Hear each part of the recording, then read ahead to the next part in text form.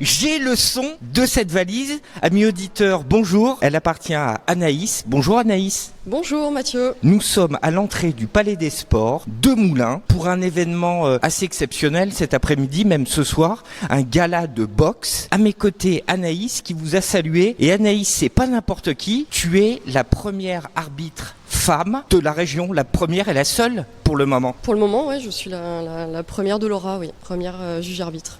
Félicitations. T'es juge arbitre pro, amateur ? Amateur. Amateur. Et ça existe aussi, être arbitre pro, ça existe ? Bien sûr, oui. Oui, ça existe. Donc des arbitres pro-femmes, on n'y est pas encore. C'est toi la prochaine ? Oui, c'est moi la prochaine. Bon, bah c'est cool. Tu arrives, tu as un sac à dos sur les épaules, tes affaires d'arbitre ? Ce soir, oui. Ce soir. Parce que là, parce que je regarde ma montre, ce soir le gala commence à 19h30 et il est à ma montre 16h10 là, à peine. Le gala commence à 19h et généralement les officiels sont convoqués 1 heure avant, sauf du coup pour la pesée des boxeurs, donc où il y a le délégué et le chef de jury. Et l'arbitre ? Et moi, j'accompagne aujourd'hui puisque c'est mon club, donc voilà, s'il y a besoin d'un coup de main, je suis là. Ah oui, parce que l'organisateur, c'est le Noble Art Moulinois. Exactement, oui, avec Dimitri Seca. Bon, bah, je te suis, on y va ? Allez, go. Alors, nous allons à la pesée. Il y a combien d'arbitres, Anaïs, sur un rassemblement comme ça, sur un gala, en général ?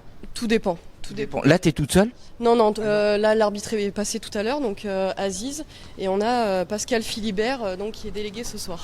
Et un délégué officiel, Pascal Philibert, ton tuteur ? Ouais. Mais c'est merveilleux. Bonjour messieurs. Pascal ? Oui, Philibert. Philibert, bonjour Pascal. Enchanté, Charmy. Pascal, c'est un illustre arbitre, Anaïs, que j'ai déjà interviewé, si tu te rappelles bien, sur un sujet sur le MMA. Alors, qu'est-ce qui se passe là, Anaïs ? La balance, elle est où ? Ah ben, elle est là. Est-ce qu'elle fonctionne ? Elle n'a plus de pile. Ah si. C'est bon. Anaïs l'a déverrouillé. C'est 3 heures avant le lancement officiel du gala. La pesée est prévue à 16h30. Voilà. Et le début du gala à 19h. Et alors pourquoi si tôt avant le combat, Anaïs ? On m'a dit que tout à l'heure j'ai vu un monsieur qui attendait, il va assister au gala. Il m'a dit c'est pour que les boxeurs mangent, après se remettent un petit peu en condition, parce que la pesée c'est quelque chose, je crois. Oui, en fonction de leur catégorie, donc il faut qu'ils maintiennent bien leur poids. Donc après, ils peuvent se lâcher un petit peu. D'accord, donc une fois qu'ils se sont posés, ils peuvent se restaurer. Alors Anaïs, on va parler de toi jusqu'à 18h, t'imagines ? Pendant 3 heures, là ça va être merveilleux. Alors explique-nous un peu ton parcours. Je suis toujours en immersion auprès d'Anaïs, la première femme arbitre de boxe. Aujourd'hui, tu es officiellement arbitre régional, c'est ça ? Tu as passé le concours En fait, c'est par des formations. Donc là, je devrais valider donc l'arbitre régional. Aujourd'hui ? Non, pas forcément aujourd'hui. Là, j'attends juste donc Bruno Dubois, le président des officiels. Donc Régional. ouais, régional, ouais, je valide par un examen et puis voilà. Quel âge tu as, Anaïs ? Aïe. Non, mais moi je pose à chaque fois la question aux femmes. Alors souvent, soit elles me giflent. Non, j'ai 35 ans. Bon, 35 ans, t'es toute jeune. Tu étais boxeuse avant ? Moi, j'ai toujours boxé en loisir. Par faute de temps, j'ai pas voulu m'investir plus donc pour faire des combats, donc je suis restée en boxe loisir. Tu continues à boxer ? Parce que j'ai lu que tu avais fait aussi de l'athlétisme, je crois. Athlétisme et basket, j'ai fait 12 ans de basket. Et là, je continue, je m'entraîne chaque semaine chez Dimitri Seca, au Noble Art Moulinois. Ah oui, d'où les bras affûtés, ce corps d'athlète. Bon, quand tu es en boxe loisir, tu fais pas de compète, de combat, c'est juste de l'entraînement. L'entraînement, oui, l'entraînement. Donc cardio, tu mets les gants quand même ? Oui, avec ceux qui font de la compétition aussi. Voilà, on est tous mélangés à l'entraînement et du coup, on met les gants tous ensemble. Est-ce que tu es, alors, sparring, c'est ça ? Sparring partner de boxeuse ? On en fait, mais voilà, comme ça. Pas officiel. Non. Alors, oui, pour être arbitre, c'est quand même bien d'être expert quand même du sport, de pratiquer. Tu pratiques depuis combien de temps ? Alors, depuis des années ?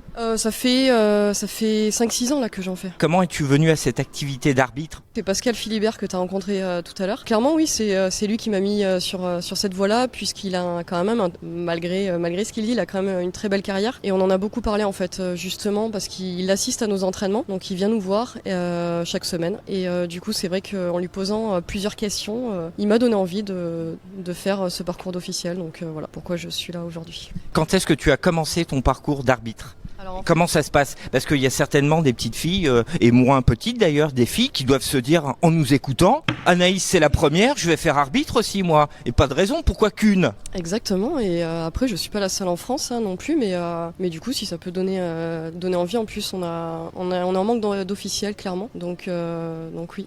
Avis aux amateurs, il y a de la place pour les filles comme pour les garçons. Tu as commencé comment? En fait, en étant juge stagiaire, donc on monte pas sur le ring au début, on est en bas du ring et donc on juge à blanc en fait. On juge à blanc et ensuite on a forcément donc le juge arbitre qui regarde un peu nos bulletins et voir où on en est. Ensuite, il faut beaucoup travailler le manuel des codes sportifs, donc de la boxe amateur et boxe éducative aussi. Donc ça, à le savoir par cœur. Je suis toujours en immersion auprès d'Anaïs, la première femme arbitre de boxe. C'est 2 pavés. Donc là, c'est toutes les techniques possibles et imaginables, tout ce que tu peux retrouver sur un tatami, sur un ring. Non, faut que je me remette un peu à la page. Voilà, en fait, c'est toutes les règles que peut-être même un boxeur traditionnel ne maîtrise pas forcément. Quand beaucoup de coachs ou de boxeurs, quand on stoppe une faute, c'est vrai que les boxeurs des fois se posent la question et ne savent pas trop où se placer dans certains moments. Donc on n'est pas là pour ça normalement, mais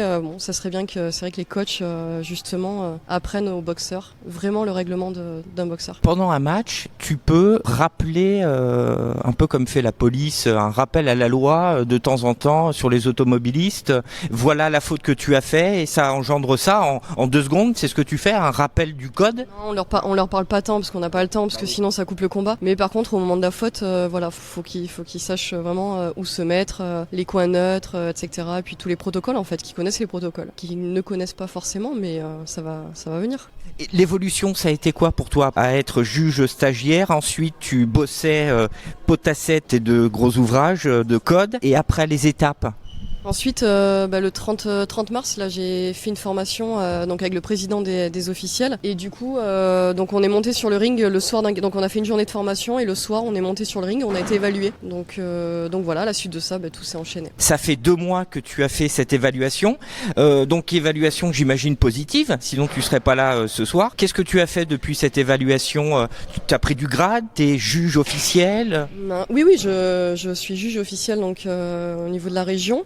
Depuis cette évaluation du 30 mars? Oui, officiellement oui. Et du coup, tous les week-ends, j'ai quasi tous les week-ends en fait été convoqué pour des galas. Donc beaucoup sur la région de Lyon et Saint-Étienne, puis après aux alentours quoi. Les étapes prochaines, si je puis dire, il y en a d'autres ou pas? Qu'est-ce qui arrive là? Qu'est-ce qui se prépare pour toi? Je vais travailler encore plus et puis je veux passer le niveau interrégional, passer un examen pour valider tout ça. Interrégional, c'est après tu pourras arbitrer dans la France entière? Au niveau région un peu plus excentrée en fait. Et après, il y a le niveau national. Et après, il y a le niveau national, international. Comment ça se fait qu'il n'y a pas de féminine, il n'y a pas de femmes, ou si peu, t'es la première et la seule pour le moment, dans la région? Oui, mais la région est quand même grande, la région Aura. Comment ça se fait comment ça s'explique? T'as eu des échos de toi, par ton expérience en général, les boxeurs, il y a plus de boxeurs que de boxeuses, c'est-à-dire que c'est un monde macho qui n'ouvre pas la porte? Non, parce que, c'est un monde de toute façon très masculin, même si j'ai fait des combats féminins. Mais il y a beaucoup plus d'hommes. Et est-ce que ça fait peur aux femmes justement de monter sur le ring et puis d'être arbitre ou de juger les combats? Je sais pas. Comment tu es perçu toi par les combattants, par les boxeurs, qu'ils soient hommes ou femmes? Parce que tout à l'heure il y aura des combats femmes, notamment un, je crois, avec une locale, Gina. Comment tu es perçu par les boxeurs? Franchement, ils sont contents, j'imagine. Je trouve que la boxe, il y a une très belle mentalité et du coup j'ai toujours été bien reçue par que ce soit les coachs ou les boxeurs. Ça s'est toujours très bien passé, y compris à l'entraînement où il y a quand même beaucoup d'hommes et ça se passe toujours très bien. Amis auditeurs de Logos FM, on se retrouve dans quelques instants pour la suite du reportage. Suite de mon reportage auprès d'Anaïs, la première femme arbitre de boxe. Pourquoi si peu de femmes finalement, on ne sait pas? Non, je sais pas. T'es un peu l'ambassadrice, Anaïs, là, de la région en tant qu'arbitre. qu'arbitre femme de boxe. Et oui, tu le deviens aujourd'hui. À petite échelle. Petite échelle, mais régionale, il n'y en a pas d'autres. Est-ce que tu peux m'expliquer en quelques mots les règles? Est-ce que c'est possible que tu me les expliques en quelques minutes ou c'est vraiment d'une complexité sans nom? On a une zone donc de la tête jusqu'en haut de la ceinture pour toucher. Ensuite, au niveau des interdictions, donc ça va être sous la ceinture, ça va être des coups derrière la tête, dans le dos. Ça va être les mains ouvertes, baisser la tête avant les mains. Les mains ouvertes, c'est-à-dire? Les mains ouvertes, c'est-à-dire les coups comme ça en fait, les coups, hors des premières phalanges. Après, le temps d'un combat, tout dépend de la catégorie. Et puis, c'est à peu près tout. Et les points, il y a des points qui sont comptabilisés En fait, c'est jugé par round, donc 3 rounds en général, enfin pour l'amateur. 3 rounds et en fait, on fait c'est les notes finales en fait, c'est 19, 18 ou 10 à 7. Donc là, tu me parles japonais, si je puis dire. Ça veut dire quoi? 19, c'est une domination légère, on va dire. 10 à 9, donc soit pour le rouge, soit pour le bleu. Ensuite, on a 18, c'est une domination modérée. Et la 10-17, par contre, c'est une domination claire où un des deux boxeurs, bien sûr, a... Après l'ascendant, 10-6, ça existe? Non. Donc il y a l'arbitre qui est sur le ring avec les combattants et il y a des juges qui notent. Donc là, les juges, c'est Aziz et Pascal. Pascal, il est délégué du coup. Donc c'est lui qui chapeaute un peu. Donc quand tu seras arbitre, c'est Aziz qui note. Et quand Aziz est arbitre, c'est toi qui notes? Oui, c'est ça. Comment sont comptabilisés les points? On comptabilise au niveau on additionne en fait les 3 rounds. Donc s'il y a 2 10 pour le rouge par exemple et un 9 pour le bleu ou un 10 pour le bleu, c'est le rouge qui gagne. Comment un boxeur va mettre des points par rapport à son adversaire? Parce qu'il a touché, parce qu'il touche la tête, il touche le corps, il touche le nez? Par rapport à la puissance de ses coups, à la puissance de ses coups, c'est surtout en premier lieu c'est la qualité des coups. Ensuite, s'il fait beaucoup de fautes, si les coups sont mal donnés, si c'est pas propre, il y a tout un tas en fait de critères qui rentrent justement dans le code sportif qu'on doit connaître et puis en fonction de la qualité des coups, c'est là qu'on note les boxeurs. Bon, c'est quand même assez complexe, c'est compliqué. Tu peux me donner un exemple, admettons un crochet? Non, je n'y connais, mais rien. Un crochet, donc c'est, je pense, un évitement. Mais un coup, admettons un boxeur donne un coup au visage très bien placé à l'autre, à son adversaire. Combien de points il gagne? Ça marche pas. En fait, ça marche pas. En fait, ça marche beaucoup sur la boxe éducative où on va noter par points, en fait, par nombre de coups. Donc là, la boxe éducative, effectivement, on va compter les coups dans la cible autorisée. Et là, celui qui a donné le plus de coups dans la cible est gagnant.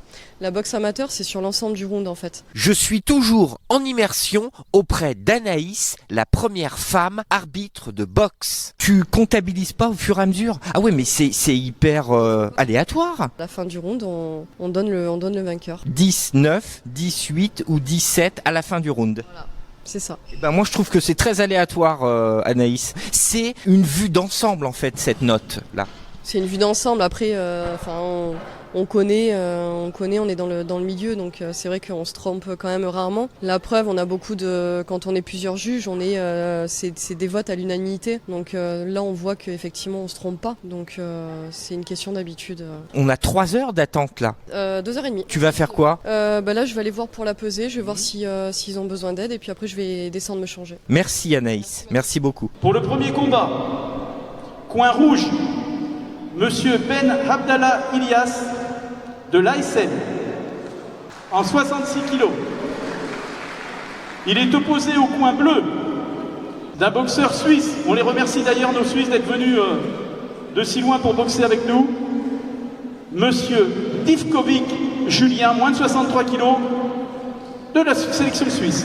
Messieurs, à vous. Alors c'est la pause pendant 30 minutes, entracte de 30 minutes et on va retrouver Anaïs pour débriefer ces 2 combats arbitrés.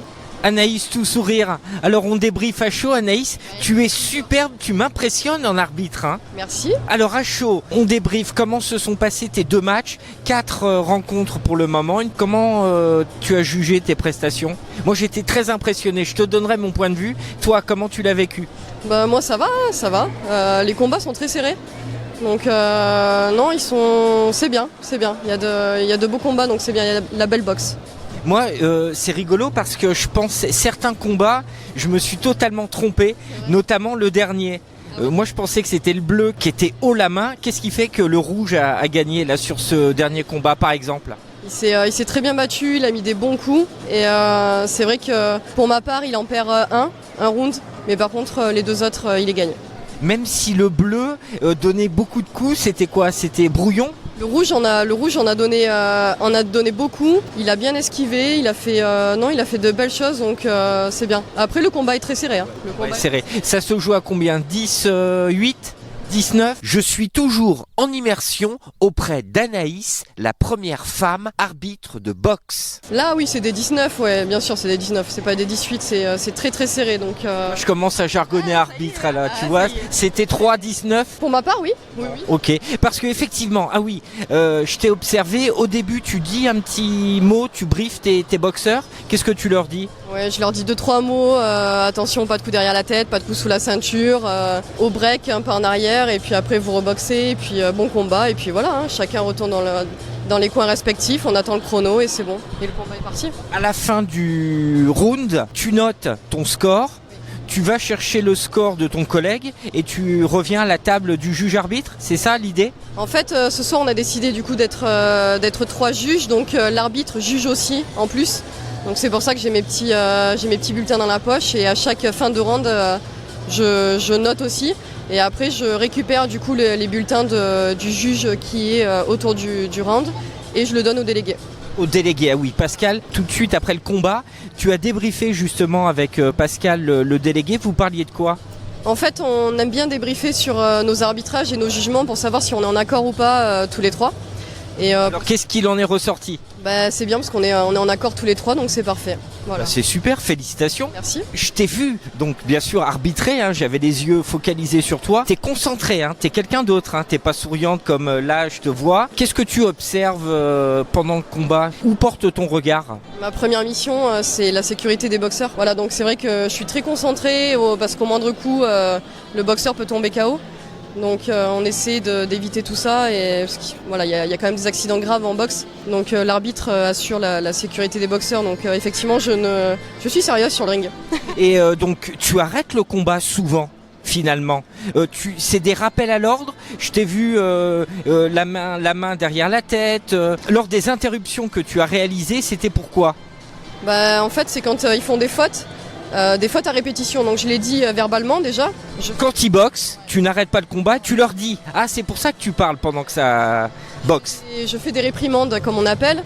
Et par contre, au bout de la 2-3e fois, là par contre, on donne quelques petits avertissements, donc en disant stop, et on indique la faute au boxeur. Et ça leur permet d'éviter de refaire les fautes et de la disqualification.